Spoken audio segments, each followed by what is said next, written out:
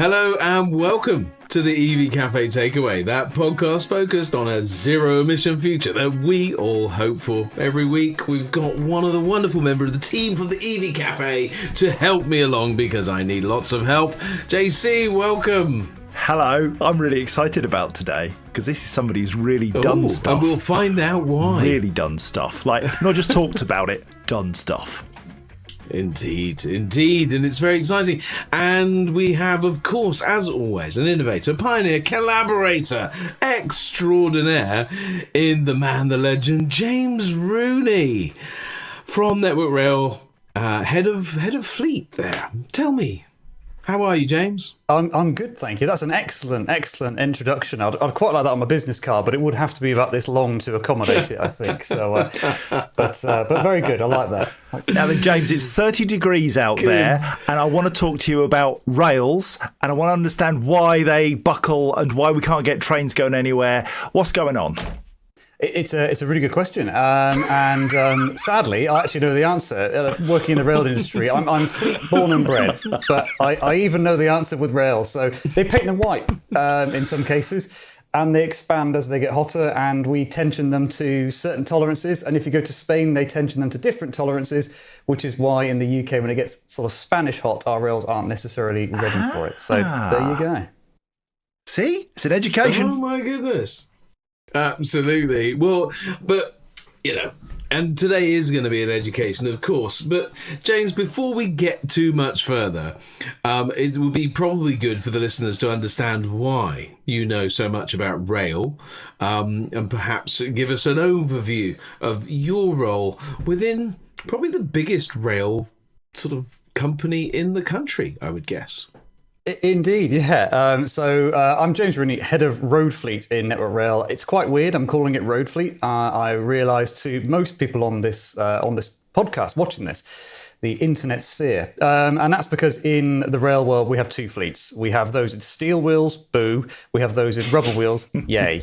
And I look after obviously the latter. Network Rail is an arm's length government body. We're owned, if you like, or managed, overseen by Department for Transport, DFT, and it's our job to look after all of the rail. So we look after the roads for trains, we look after all of that. We don't look after the trains themselves, and we don't look after the freight, although changes are coming. You might have heard about something called GBR, Great British Rail, coming, and that looks to change that. They talk about bringing track and train together, and it's all positive stuff, but that's a little bit future facing. We're 5 minutes away from that yet. And my job is to look after the road fleet with about 9,800 vehicles. And that's comprised of cars, vans, and lovely little HGVs. Excellent. So prepare yourself to be diplomatically correct, because I'm sure you'll have to be, or politically correct in a second. So the government have a rather large gun at your head to say, your fleet must be all electric by the end of 2027. So what is the reality for that? Because that is one massive tall order. And I'm sure conversation is happening between you and the good people at the DFT and government and so on to say, this might not quite be possible. How is all of that conversation going? And I mean, listen, tell me to shut up and mind my own business if it needs to be all, Sequence Squirrel and MI5. But what can you tell us? I mean, there's, as you would imagine, with anything like this, there's a lot of conversations ongoing at all levels, including right up to our directors. And we know that we won't be able to fulfill absolutely everything by 2027. What we're trying to do is get the vast majority of stuff that we can, where suitable, where applicable, in by that deadline. So cars, for example, done deal. Let's stop talking about it. Anyone that says they can't transition cars in this day and age needs their head looking at. It's a done deal. Problem with vans, as I'm sure we all know, is that it's a bit of an odd sector. So small vans, we've seen very little innovation in, and we're still struggling with small vans that do 120, 130 miles in real life usage. And, something new in the small van sphere comes out and it's still got a 40 or a 50 kilowatt battery. It's still a bit of a laggard. Medium vans starting to break away. We've got the Custom out now. We've got the Horizon Super Van and things like that. Great to see a bit of innovation there, sort of approaching the 200 real world stuff. And then large vans, remarkably, is actually a bit of a breakaway. But the issue we've got with that is the 4.25 ton derogation on that. And obviously that is precluding us at the moment because of the 60-mile range piece or 62-mile range piece away from base. That's our main issue with it. So we've got that, and we've got 4x4s. 4x4s actually have an official dispensation from the agreement. So can I sit here and say, are we going to absolutely smash 2027? No, I can't. Can I say that, are we going to do absolute best endeavours? Yes, it's a politician's answer, and I apologise for that, but I work in an arm's length government fleet. You'll find I do it at times. Yes, we are, and we're going for the maximum volume we can. We're working really hard. And ultimately, DFT, they look after us. We want to please them. We want to do as well as we can. It's a government target. We are responsible, and we're part of the public image of Network Rail. So we do have a duty to do the best that we can. But it's only where there's technology available and viable for it. Fantastic, James. I mean, that's a very comprehensive answer, and I sort of expected nothing less. You mentioned about the 4.25 ton derogation and this journey, this distance. We've got a number of limitations on 4.25 ton vehicles. And one of them is that if you travel more than 62 miles from base, and then you've got to define base and all of these other things.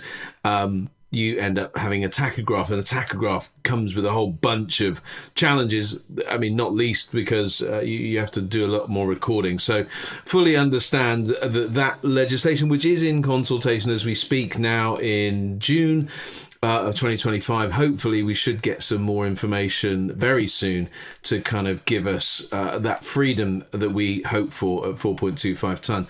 John? I'm just fascinated to understand, James, you will doubtless have scenario planned this and looked at what is the realistic timescale to meet the government's target, and you'll have doubtless had to feed that back to government. What are you aiming at? What's the realistic approach to get to 100% electric for you? So there's about 4 or 5 scenarios we've modelled to try and knock this, as quickly as we can. The main issue with hitting 2027 head on, and it's the end of 2027, it's close of play 2027 is the target, is more technology than anything else. So it's not the fact that, we've got vehicles on lease precluding it. There are some elements around that where financially we could do some things to move some things around, but it is technology based. So we are absolutely at the mercy almost of the van delivery of new models and things like that. So there's 2 or 3 big ticks which I could have put on my inbox, which would really, really help me motor on. First one's obviously that 4.25 ton piece, and the government are absolutely cracking on with that. The consultation obviously being the first nod to that being done in earnest. And we know, I think we all know that'll probably end up being a positive move, but we just kind of don't know when. But that happening, tick number 1. Tick number 2 is I need a really, really good small van. And that's my main preclusion at the minute. And at the moment, I'm not hearing too much noise from manufacturers. If there are manufacturers watching this call who go, I've got a 200-300 mile small van coming out, my phone number's everywhere. Please find it, call me. And it'll go to voicemail, but leave one.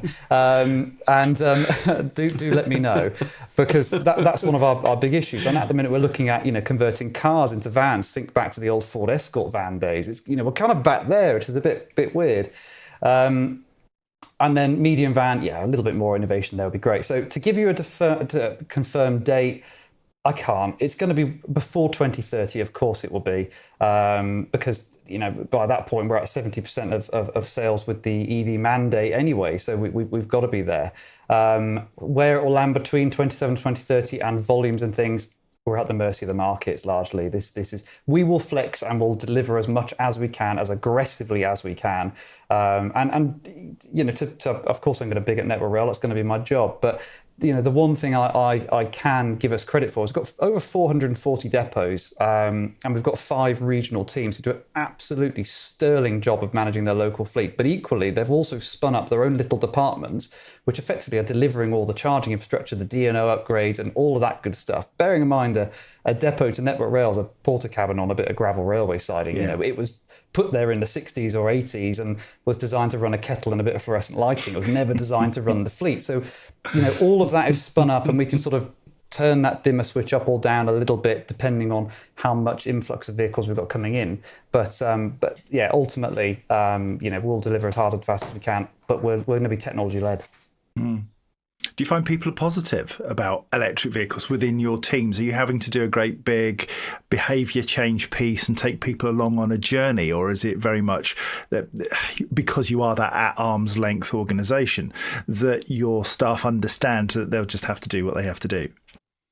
I'm really glad you asked that question, actually, because we have a thing internally called Viva Engage, YAMA it used to be called. I think most companies have got these days. Yeah. And I put something on the other day. So we've just come back as a fleet team from Rail Live. Very exciting event. Think of Fleet News, but rarely, and or a fleet event, I should say, but rarely. We also have a little fleet section there where we talk about what we're doing and we try to show the rail industry. I've been there for 3 years on the trot. The first year I went with 3 electric vans, and I had a grunty Scottish railwayman, and I won't do the Scottish accent because I won't do that any favours and you'll lose viewers. But it came up and went, that won't work. I don't know why you're forcing this onto us. I don't understand the benefit. Diesel's king. Do you like Musk and all of the the tosh that we've all heard for years and years and years around EV, and it's a bit disheartening, and probably quite a lot of fleet managers feel similar in every day you go out and get a bit of a kicking from people who don't believe it. And, what I have found this year it's changed. And I think it's changed for a number of reasons. Some is we are doing some really, really positive PR, lots of bums on seats, lots of show and tell, lots of road shows and positive engagement. The first vehicles have gone out. We've made sure that we have, regional ambassadors for them. Think of when you go into the Apple shop to buy a phone or a watch or an iPad or whatever it is, and you have a geek come up to you with an iPad around their neck, and they talk really, really, really passionately about why the next iPad is definitely better than the last one. We've kind of got that, but with vehicles in our depots, and they can talk really intelligently about it and go, actually, it's electric. Yeah, okay, fine. It'll do what you need it to do. But did you know it's got cruise control and Apple CarPlay and air conditioning that works? And, and all of these positive bits. And suddenly the fact it's missing a clutch and a gear stick and it makes no noise is kind of not the important bit. Did you know it's got cruise control and lane assist and whatever else? And we're going down the positives. And to go back to this show, which literally yesterday, I had the first few people come up to me and go, yeah, I understand that. In fact, I'm looking at buying this. It was an ID4 we had incidentally at the time. I'm looking at buying one of those myself. And you think, fab, we're starting to get there. We're starting to just crest that hill. Good man. It is good, isn't it? Yeah. And it is so exciting to see, this change beginning to happen. And I had a conversation yesterday with a group of people in the minibus market, and it was great to see them beginning to sort of reflect on where the market was going and the positivity around cars. And yes, reflecting on some of the challenges, but of course, I think that whole bums on seats bit, when people start realising the value and the benefits of driving electric and the pleasure that you can get from it, not only from the tech, but actually the drive itself, it's pretty cool, pretty damn cool. Now, I wanted to introduce a bit of common ground between you and my lovely friend here, James. And that is the city of Southampton, where you got your degree. Centre of the world. This is John's hometown. Absolutely. Good city. Big fan. Good man. Yeah, it is. And Southampton's one of those places you immediately think port. I don't. I think railway. I think Southampton Central Station, which was the centre of my world as a young man. Travelling on the train was the only option that I had. And it was brilliant. Takes you from the centre of my little town right into the centre of the city, where you could just enjoy the best of any city. It was just brilliant. Love it. And Network Rail keep that system running despite huge challenges. And don't think you get thanked enough for the job you do. There's a lot of moaning and mumping as we call it in Scotland, misery around rail travel. But actually, it's fantastic. And I would use rail above everything else as my first choice. So bless you. Thank you very much. And I going into Network Rail, I knew as much about it as probably most other people know about Network Rail, which is delays, trains, whatever else. And actually, you look at this system and it's fabulous. It's absolutely fabulous. We're the biggest landowner in the UK. We use the we're the largest electricity user in the UK as a single, origin type thing. It's mind-boggling how much we have to look after, and Southampton actually is a really, really key town for us. We've got Eastleigh Works there, yes, which is a massive depot just next to the airport. Funny enough, where I'm based, and that's one of our pivotal sites for us. And all around the country, you've got these key sites where the railway made that city, and yes, it's got such historical precedents around it. And you meet people who are incredibly passionate about what it brought to the town or what it means. And yeah, it's fun. And I mean that sincerely. No, and Southampton with the worst football team in the world. In the world. No comment. Yes, well, nobody's going to disagree with you, John, sadly. But what I noticed is that James, you took on a couple of things, geography with the focus on marine, and you've ended up somewhere different. What was it that you were aspiring to as you sort of walked through the door at Southampton University and sort of mapped out your future? What was going through your mind as you took the degree? It wasn't looking after Network Rail's fleet, actually. That was at least second on the list for that day. So a bit of potted history behind me. Wanted to be a pilot. Desperately just wanted to be a pilot, a military pilot at that. Sadly, I'm too blind and have to wear specs for a living, despite the fact contacts were in today, but I had to wear specs for a living. And at the time, might still be the case, you couldn't apply. So I had to look at something else. Still wanted to join the Navy. Although I went to uni in Southampton, I'm actually a Portsmouth boy by roots. So in Portsmouth, you generally do one of two things. You leave or you join the Navy.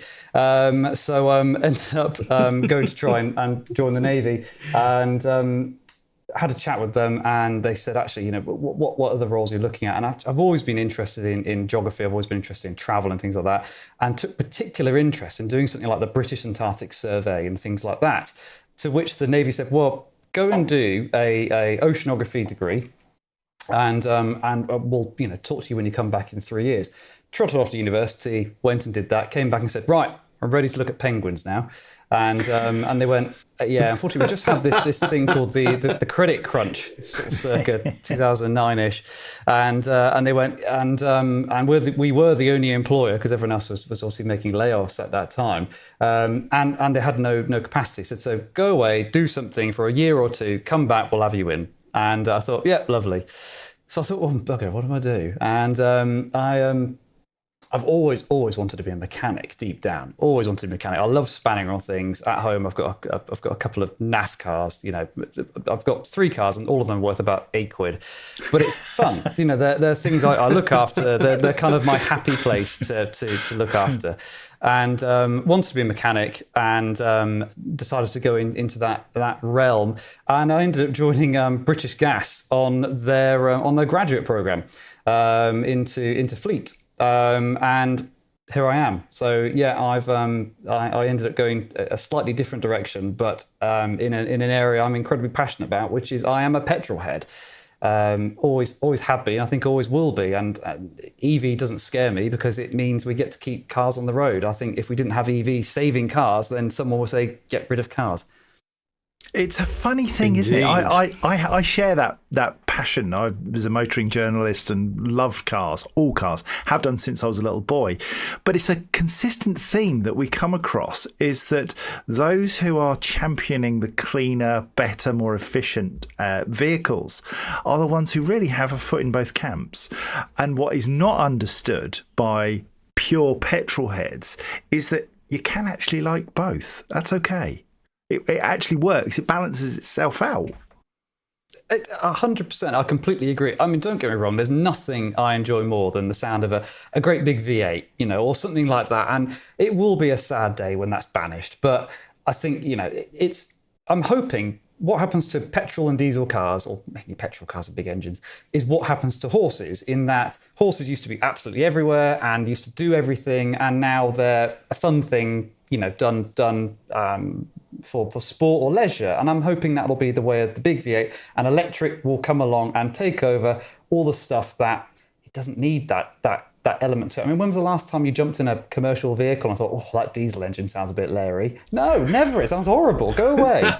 So, it's absolutely the right thing to do. And, you jump into a Polestar, a BMW, a Tesla, anything like that, and you think, this drives superbly. It drives absolutely superbly. So, don't be afraid of it, and embrace it, because it might well be the saviour of driving. I think otherwise they'd have to find something to get rid of it completely, wouldn't they? Can I just interject on your horse comment? Horses are not. I mean, they can be fun, but boy, they're expensive. They're painful. They break down a lot. They cause all kinds of stress. I suppose it's like tinkering with a V8. But James, do tell us, what is your favourite car? Oh, so I've seen it. I still have my favourite car. So my first car and my favourite car was a Ford Capri. So I am still the proud owner of a 1986 Ford Capri Laser 1.6 diamond white, same colour as the Transit van, and that happily sits at home. It's in the garage under a cloth for 98% of the year and probably does 1,000 miles. It's my absolute baby. And so let's I know. So I have seen James you've turned up to one event that we were at. I think it was at Company Car in Action maybe a year ago, or it was one of them. So I didn't see you turn up. But the Ford Capri of yesteryear and now the Ford Capri today. What are your thoughts on that?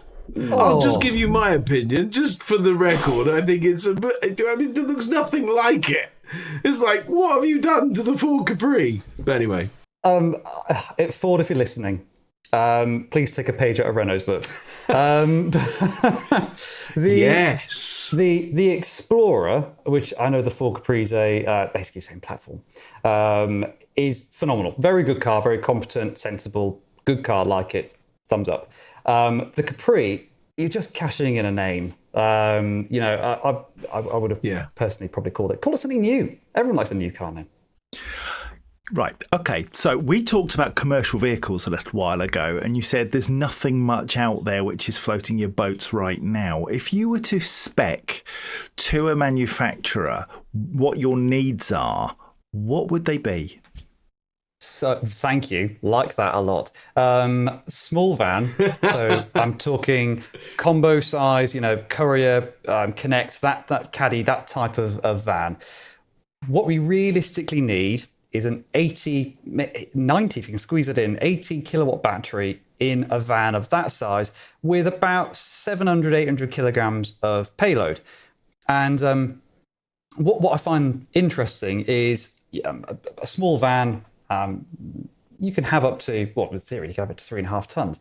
But, you can have up to sort of about 2.83 tons if you look at a combo, for example. So there does seem to be enough payload, floating around to get that size of battery in plus the payload required.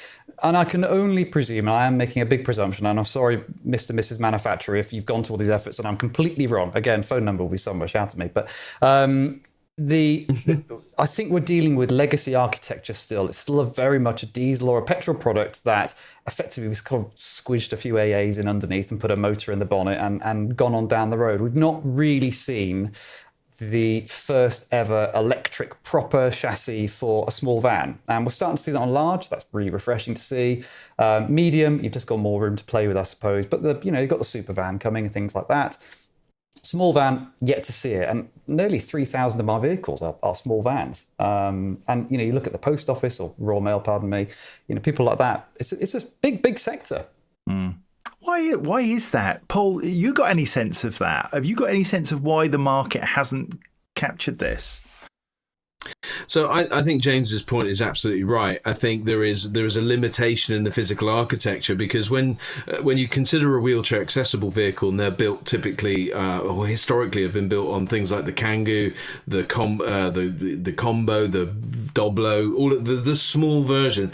What happens when you try and do that today on a wheelchair accessible vehicle is you go to cut the floor out and the battery's there. So I think they haven't got enough space for a bigger battery.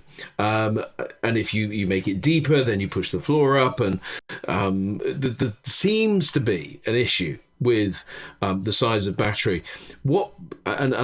I think the Kia PV5 is a really nice looking van. I think the price point is excellent. I think everything is really positive about that. What I am disappointed at is that they have not taken the option to do a ground up electric vehicle that has no diesel architecture and really go for it both in charging speed and also battery size. And so I was a little bit confused. So I'm hopeful that somebody is going to come along and solve that problem.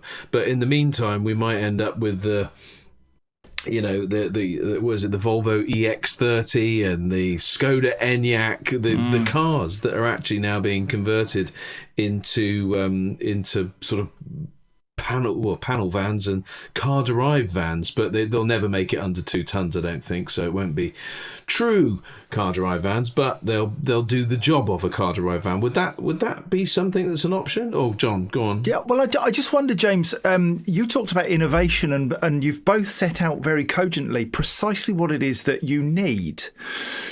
What bothers me is that ordinarily you'd have an innovator step in and say, do you know what? We can do that. That's not difficult, what you're asking us to do.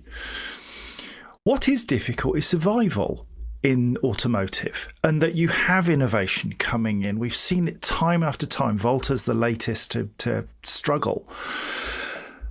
And it's really sad because we're now leaving it to the legacy OEMs to say, oh, OK, well, we'll use our 5, 6, 7 year lead times to design something that you need right now, whereas innovation can deliver that probably in 2, 3 years. But the risks are massive. It just frustrates me that we can't seem to pull together as commercial entities that you have and the post office have and other businesses have to collectively almost guarantee innovation. You make the thing, we'll buy it from you. Yeah, I wasn't going to speak about Canoe on this call, and obviously they're probably one of the most recent to fall victim in the small van sector. Yeah. I was absolutely bummed out when that happened. Really, really gutted, because for once there was a product which actually looked, 95, 98% spot on, 80 kilowatt battery, correct payload. Okay, it had some Americanisms about it, which would maybe have to Europeanize a little bit. But other than that, it was there or thereabouts. You definitely win it round. And we've had some trials going, things like that. But it went bump. And it's, the automotive world is incredibly difficult. And in the design and initial phases, you've got factories set up, you've got stakeholders to manage, you've got design, you've got all of the safety kit, and you've got to then manage that and all of the homologation stuff. So you're burning through cash like Billio. And realistically, you're not going to be making that back for 5 or 6 years. And you go and talk to any major OEM, and they'll say, well, most brand new ground up vehicles are sometimes 15 years apart. I mean, I'm not picking on VW because they've got the ID Buzz, actually, which is filling quite a good example for a small van. But if you look at the last generation transporter, the T6, from the T5 to the T6, they sweated that through about 3 different iterations. Okay, yeah, they kept upping the engines into Euro 6, Euro 5 to Euro 6, etc., etc. But the chassis of that vehicle was sweated for nearly 15 years. And you think, yeah, it was just all designed around diesel. It was no wonder that ABT, when they put a couple of batteries in, it couldn't quite make the thing work. And actually, it's only now really that they're doing a joint venture with Ford, have they got a vehicle which does a bit of both. And it's all of those development phases to go through. You're just burning through capital. And if your shareholders, typical venture capitalists, things like that, they give you a bit of cash and they want that times 2 next year. And in the automotive world, you're not going to get it. James, what's clear is that you've got a really good vision of what you would like from the industry. Does it frustrate you that you're not getting the opportunity to sort of help manufacturers get the right vehicles? And what do you think are the barriers to getting the right vehicles for you guys right now? A brilliant question, actually. So we're on a global stage with vehicles, and us as Blighty represent a dot. Europe realistically is relatively small. You compare that to Americas and Asia. Europe's a relatively small demand of vehicles, relatively high-end vehicles, but small demand. So the ones we've got here are usually models where the recuperation period by the manufacturer is made up through a smaller amount of models. It tends to be luxury, definitely tends to be car. And van is almost a compliance piece. They have to do it, so they're almost doing it out of that rather than a wish or a desire to do so. I think we realistically won't see any major change to that until other countries start to come on board, and you're starting to hear more and more noise from America, despite some of the other noise happening over there. More noise happening from there. Australia, massive coal reserves, but they're starting to come onto it because of the wildfires. They're getting more and more. They didn't really believe in climate change for 10 minutes, but now they're much more on board. And actually, Japan was a little bit of a laggard, despite the fact that they were huge on hybrid and hydrogen, things like that. That if you go to Japan, most things are petrol. But even they're starting to clock in. So I think we're going to start seeing it. I'm very fortunate. I've had some very, very good and retained very good manufacturer relationships at a UK and European level, and we're able to have those open conversations, say what's coming, what's next, and lots of non-disclosure acts and things like that signed so we can see behind the curtain. And there is some exciting stuff coming, but again, you got to remember it takes 5 or 6 years to develop a vehicle. Chances are they only really woke up to it in 2020, 2021. So what we've got right now is a little bit of a halfway house. Yeah. I mean, you got into British Gas like 9 years and 11 months you were there. Why didn't you stay for the to get your 10-year watch? Anyway, that's a separate question. But you were involved in some real pioneering stuff, weren't you? What did you learn in that time, and how's that helped you now in Network Rail? Because there was some incredible stuff that you and under your mentor and the leader at the time, Steve Winter, really went to town on getting this electric thing going, didn't you?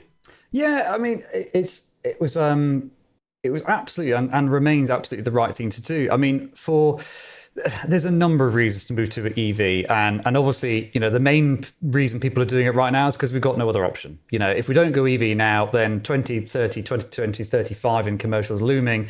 If you don't get your house in order, then it's going to be quite a surprise. But actually, there's a number of other reasons. As a fleet operator, other than transition to EV, my biggest day-to-day pain and project is vehicle on road time, VOR time. EVs are so much more reliable. No clutch, no DPF, no flywheel, no turbo, no injectors. List is endless. You've got one rather large moving part, and the rest is electrics. And what we're finding is, okay, there's a couple of teething troubles with 1 or 2 products. We'll slightly brush that to the side, but generally speaking, EVs do, on the whole, tend to be quite a bit more reliable. I was running Nissan ENV200s back in 2013 at Gas. And we had some of those on fleet for 7 years, over 100,000 miles, and not one breakdown. We'd brakes rust on because the regeneration was using most of it, and tires and things, but not one breakdown. They were phenomenally reliable, actually, and kudos to Nissan on that product. So long may that go. So there's reliability side.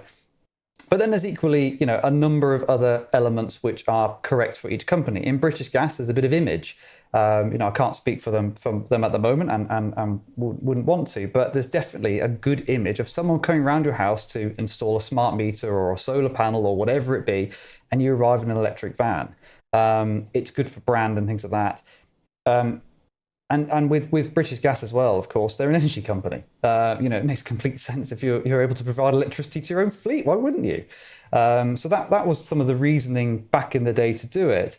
And the order for 2,000 was put in with Vauxhall, and they're still in the fleet now. And I'm glad to see it. And I believe they're in the process of ordering more. And long may that continue. I'm really glad to see that they're doing well. I thoroughly enjoyed working at British Gas. And I'm glad to see they're going from success to success with their EV project. James, one of the things that we all have to do in our day-to-day work is kind of challenge the perception of EVs. And this morning on the news, I read an article out that said that EVs break down more than petrol and diesel vehicles, according to What Car magazine, 30,000 interviews undertaken. And they said you're more likely to break down, you're less likely to have roadside assistance, be able to fix your vehicle at the roadside. And this really surprised me because I'm surrounded by people like you who say, oh no, I've been running electric vehicles for donkey's years and they are reliable, they work. Where's the mismatch happening? What's going on? Because they can't both be right. I think it's a lens. So what car we're looking at? Company cars, typically anything between 0 to 3, maybe 4 years old. Fleet managers are looking at a holistic approach of car, van and truck, typically maybe even 6, sometimes even 8 years. And so we're looking at a different category of vehicles. We're definitely looking at a different age and usage cycle. So in the company car world, petrol or diesel vehicles, you don't get to the point where clutches and flywheels and DPFs and everything, all the other rubbish starts to go wrong because you got shot of it by that point.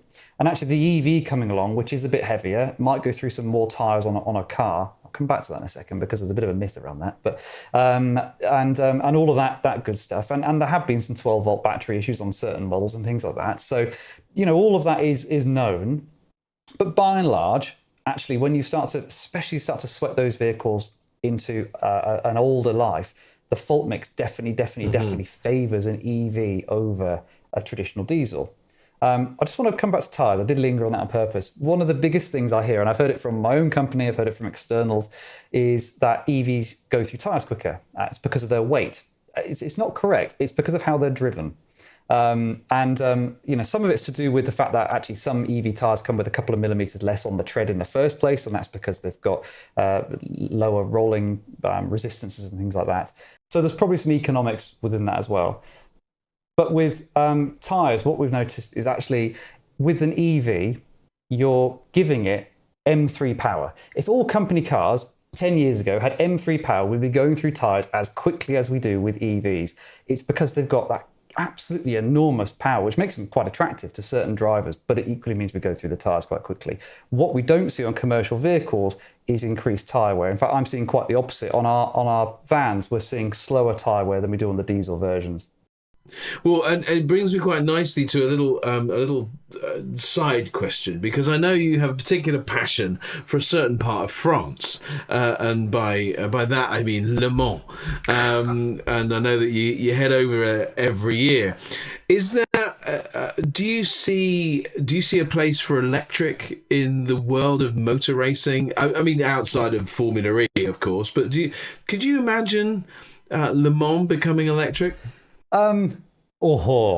There's a cracker. So, I mean, there is an element of that. I think motorsport, part of it is theatre, isn't it? Let's be honest. It's the snap, crackle and bang as some ridiculous hypercar flies past you at 1 billion miles an hour. So that they're already trying to lean into that. So all of the fuel provided by Total is environment. It's zero carbon fuel. Apparently, it comes from sustainable. It's sustainable fuel. So it comes from vineyards, I believe. It's almost like wine waste. So I don't know whether they're running on a bit of Merlot or something, but whatever it is, they're running on. So in theory, it's decarbonised already. Electric sports cars do exist. There was the VW ID, whatever it is, that ballistic thing that did Pikes Peak as quick as anything's ever been done ever.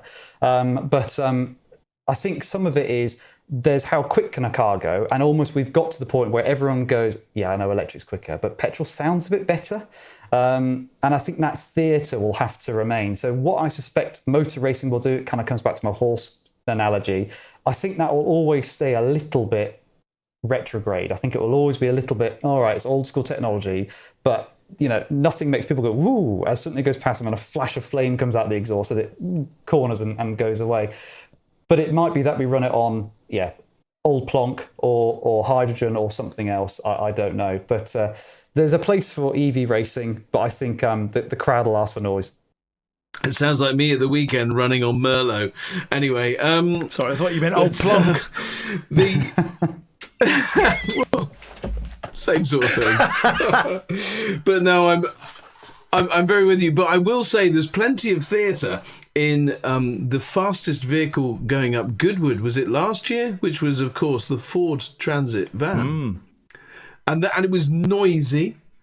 I mean, it sounded like a spaceship. And it was a van. Anyway, but now we have a closing tradition on the podcast. And that closing tradition, James, do you know what the closing tradition is? I'm ashamed to say I don't. He's never listened to us. I'm ashamed. He's never listened. Anyway, that's fine. So, yes, indeed. So the closing tradition is we present you with a magic wand with its own little lightning bolt, and straight out of Harry Potter. And here it comes. And because you are about to get one wish, sir. Come on, there you go. Could he be the first person that's never grabbed it? Oh, no, there it is. It amazes me how highly intelligent people grab the wand. The fake wand. That's the whole... Yes, the fake one. It's not fake. It's real. Stuff happens as a result of people's wishes, let me tell you. So, James, you have one wish. You can use it any which way you like. We've had somebody wish for a Michelin star chef to follow them around. We've had the wish that the press would not be allowed to print false stories. We've had all kinds of wishes. Some brilliant ones, and we should do a little series of wishes. Maybe a book. But what? Yes, a book. Yes, Stephen Bartlett seems to have done all right out of that sort of thing. But James, what is your wish? Oh, cracky me. Flying cars. I mean that sincerely. Absolutely flying cars. Always has been. Whether it be like a drone thing or something else. Love the... I mean, you got to remember my childhood dream was to be a pilot, and I work in the car industry. I want to blend both those together. Flying cars every day of the week. Fantastic! I love the definiteness about it. There's something close already in the drone world, I think, and it's because the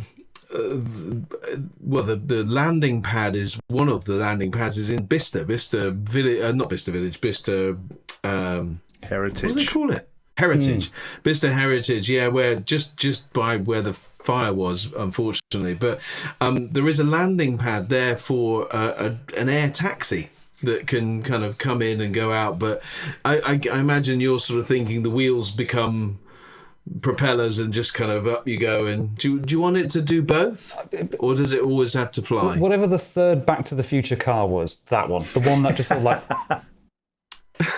Yeah, that's what I'm after. The DeLorean that has the food processor on the back and can fly. That's the idea.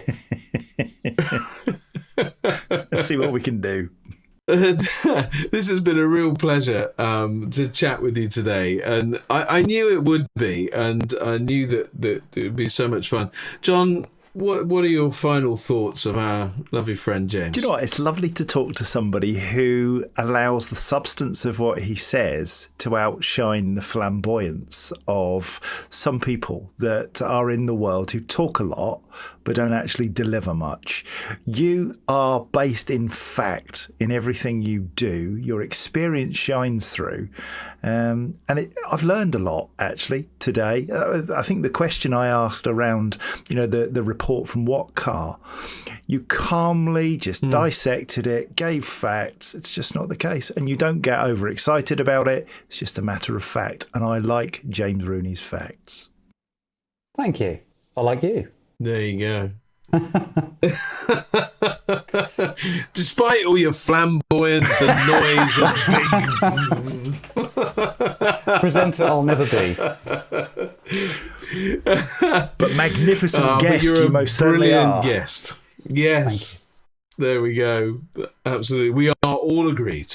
James Rooney deserves an OBE and all of those good things. But James, listen, we do wish you all the very, very best with what is a huge task and challenge at Network Rail. One that you and I know a couple of other members of your team are working really hard to deliver.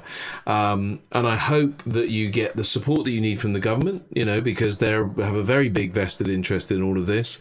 And that we see this transform before our very eyes and your solutions and your problems get solved. And above all, we want to see your wish come true. Thank you very much, James. Thank you so much, and everybody. As James has alluded to already today, his number is everywhere. You can connect with him on LinkedIn. James, are you on Instagram? Do you do all of that nonsense? Or I am on. My car has an Instagram. Steer clear. Oh, well, that we must follow. So that will be in the link. You'll need to give us the link for. So tell us what it is, James. It's clapped out to classic. It's about the Capri, of course it is. Most things in my life are all linked to fleet. My wife wonders what's wrong with me. It sums Paul and I up beautifully. Clapped out and classic. You can decide which one. Brilliant. So connect with James, and obviously if you've liked this podcast, then there is many others, as John alluded to earlier, 120 or something. Go check it out. We've got some great people from Fleet, we've got some great people from automotive, all across. We've got a wonderful selection of people that you can listen to and learn from, just like we have today.